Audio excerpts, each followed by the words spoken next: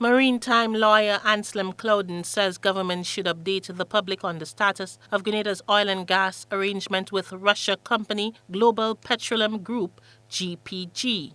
In March 2018, Prime Minister Dr. Keith Mitchell announced that exploration of Grenada's marine space by GPG and testing conducted by the relevant authorities in the international oil and gas sector had confirmed the presence of oil and gas. In April of the same year, the Trinidad and Tobago National Gas Company announced it had finalized a commercial agreement with Global Petroleum Group, which provides for Trinidad and Tobago to have the first option to buy Grenada's natural gas. Clouden says the Grenadian public has a right to know the latest development on the matter, especially now that Russia is being sanctioned by many countries across the world. We want to know whether these contracts are still alive or they're dead.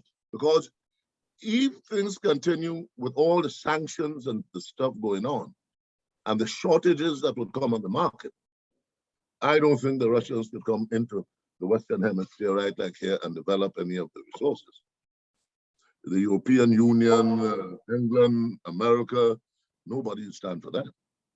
The lawyer explained that as one of the lawyers involved in the maritime boundary agreement between Grenada and Trinidad and Tobago, he knows Grenada had a better option in drilling for oil and gas. As a maritime lawyer myself and someone who had gone with the delegation to Trinidad and brought about the boundary, it's very important because we had an addendum to the treaty that we should and we could involve Trinidad and do a joint venture with Trinidad and exploit not only block. Trinidad had the rig on block 22, they could come on block 21 because we are entitled to 1/3 of that block. So we are going to give Trinidad the right to put a rig on that too, and we get royalties. But they go on and do the thing with the Russians.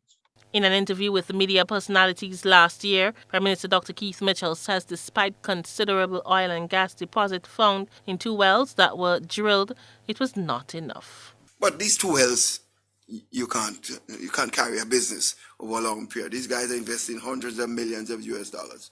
They have to have 5, 6 wells to move. At this point, I am not very hopeful that you will see a serious investor starting to drill again immediately until he's satisfied that the output of his investment would be in his interest. For GBN News, I am Rena Pett Thomas reporting.